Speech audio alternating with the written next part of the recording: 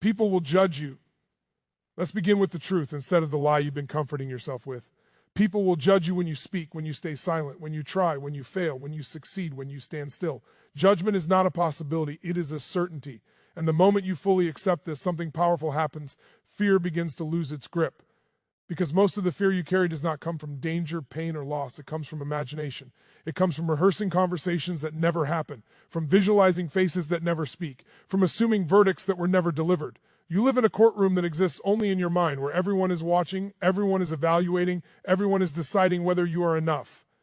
And so you hesitate, you shrink, you delay your life, not because you lack ability, but because you fear opinion. From childhood, you were trained to seek approval before you were trained to seek truth.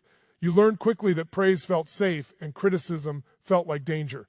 You learned to read faces before you learned to read yourself. You adjusted your tone, your posture, your ambition, your dreams, not based on what you wanted, but based on what would be accepted. And slowly, without realizing it, you outsourced your self-worth. You handed it to teachers, relatives, friends, strangers, and eventually to people who barely know your name. Now, before you act, you ask a silent question: what will they think? And that question has cost you years of progress. People will judge you for starting late, but they will never volunteer to start for you. They will judge you for failing, but they will never risk failing in your place. They will judge you for changing, but they benefited when you stayed small. Understand this clearly: judgment often comes from comfort, not courage.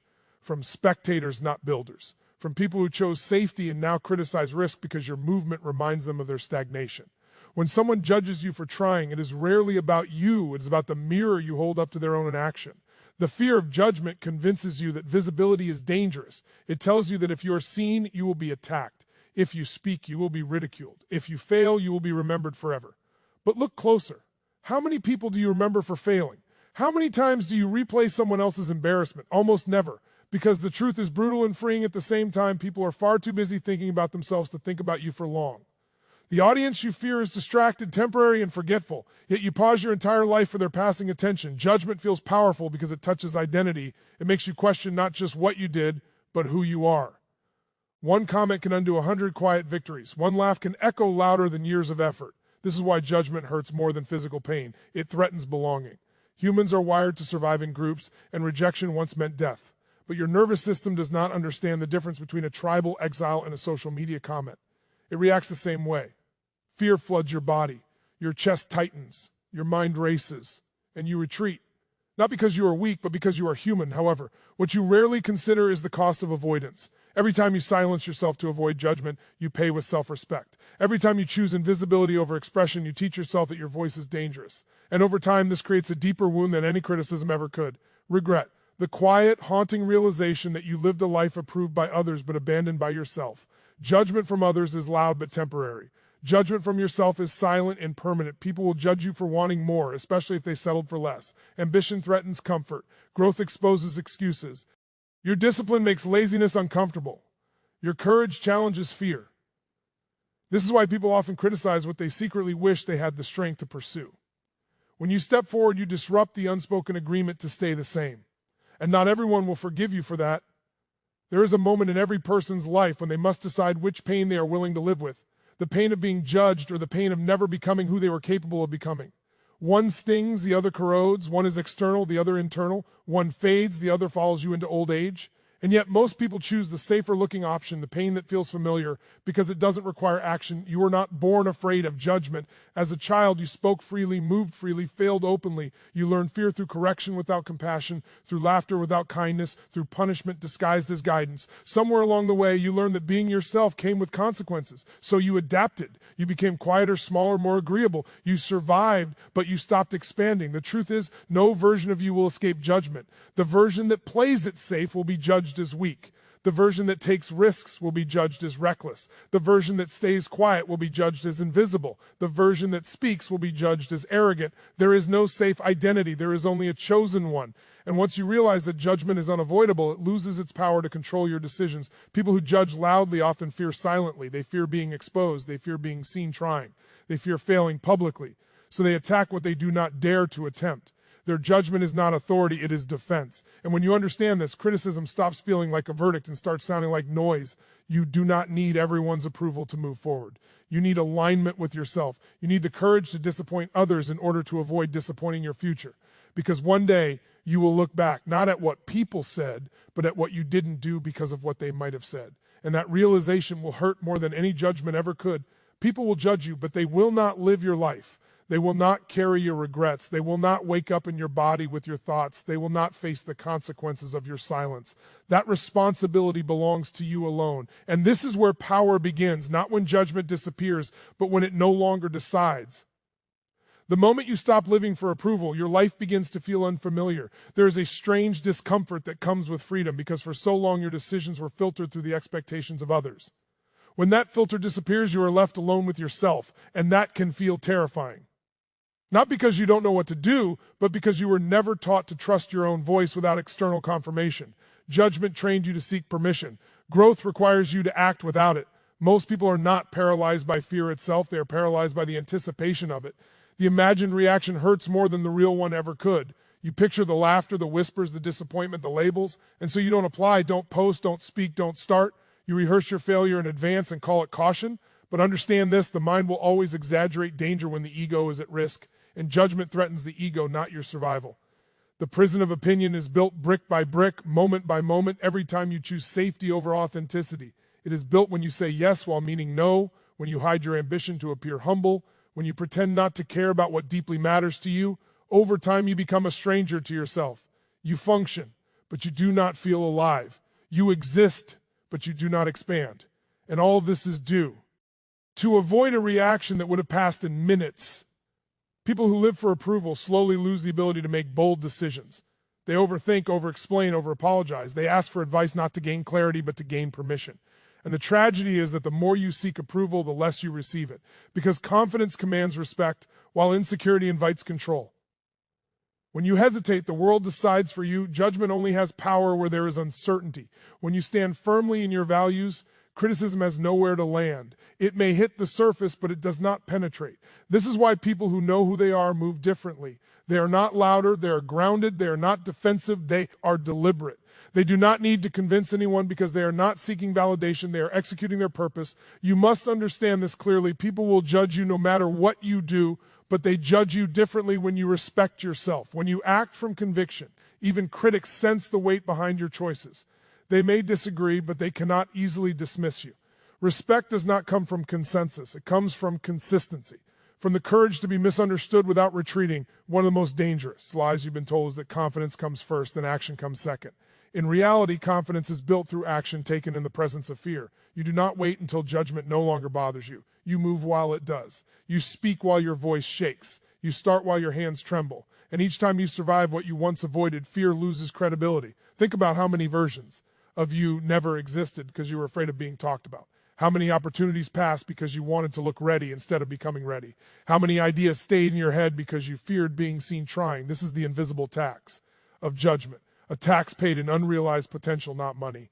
And it compounds quietly over time. The people who matter in your life will adjust. The ones who don't adjust were never aligned with your growth to begin with.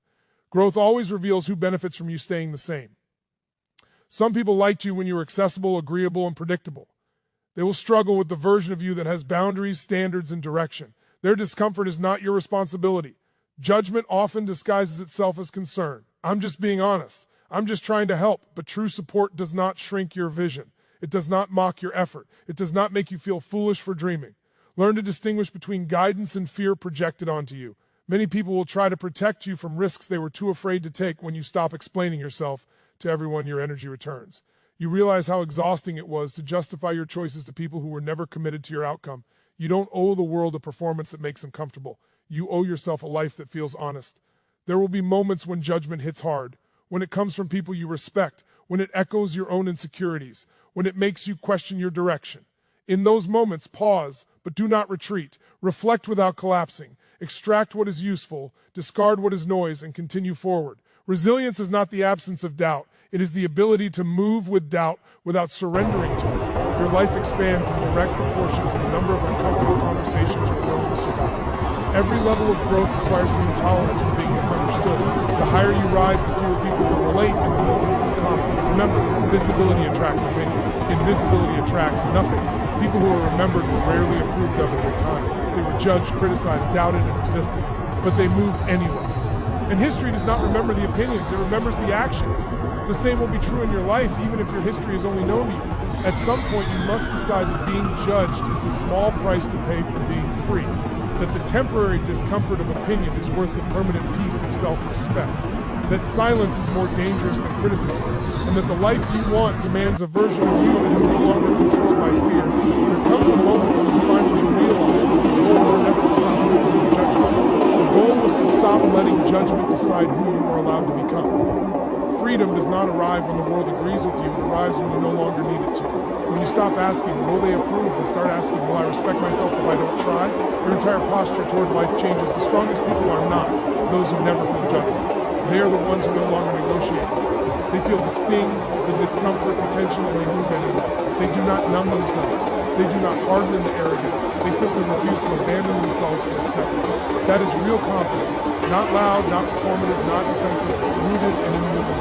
You begin to understand that judgment loses its power the moment you stop interpreting it as truth.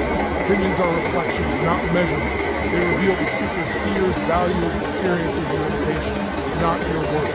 When someone judges you, they are not defining you, they are describing themselves. And once you see this, you stop carrying what was never yours to begin with. Your life becomes lighter when you release the burden of being liked. You stop curating your personality. You stop explaining your decisions to people who are not investing in your growth. You stop shrinking your dreams to fit inside other people's comfort zones. And in that space, something incredible happens. You hear yourself again. Your instincts sharpen. Your direction clarifies. Your energy returns. There will be moments when walking your path means walking alone. When the room grows quiet because you no longer blend in. When your discipline makes others uncomfortable. When your boundaries are misinterpreted as arrogance. This is not a sign that you are wrong. It is a sign that you are no longer available for mediocrity. Growth is isolating before it is respected. One of the greatest shifts you'll ever make is realizing that your value does not increase when people applaud, and it does not decrease when they criticize. Your worth is not a vote. It is not a trend. It is not a consensus. It is inherent. And once you internalize this, judgment becomes background noise instead of a command. You stop needing to prove yourself. You let results speak. You let time reveal your intent. You let consistency dismantle doubt. And even if recognition never comes, you know you lived a line. You know you did not betray your potential. You know you did not stay silent to keep others comfortable. That knowledge becomes your own. Fear of judgment fades when you realize that most people are not ahead of you. They're just louder about staying the same. They criticize courage because it exposes hesitation. They mock ambition because it highlights regret. They judge your effort because effort reminds them of what they postponed. Their reactions are not warnings, they are confirmations that you are moving in a direction they could not. You are allowed to change. You are allowed to outgrow rooms. You are allowed to disappoint people who benefited from their compliance. You are allowed to become unfamiliar to those who only knew a smaller version of you. Growth does not require permission. Transformation does not ask for approval, and yes, people will judge you when you succeed. They will question your methods, your motives, your worthiness. They will rewrite history as if your progress was inevitable. They will forget the days they doubted you. But by then, their opinions will be irrelevant, because you will be living a life too full to be controlled by spectators. One day, you will look back at this version of yourself, the one who hesitated, who worried, who feared being seen, and you will feel compassion, not shame. Because you will understand that fear was never a flaw, it was a threshold, and you crossed it. The ultimate victory is not silencing critics. It is silencing the inner voice that says you must earn the right to exist boldly. You were never meant to be harmless. You were meant to be honest. You were meant to move. You were meant to take up space in your own life. So let them judge. Let them misunderstand. Let them talk. Because while they are watching, commenting, and speculating, you are building, becoming, and living, and in the end, the loudest judgment you will ever face is not from others, but from the life you didn't live. Choose courage, choose self-respect, choose to move unapologetically,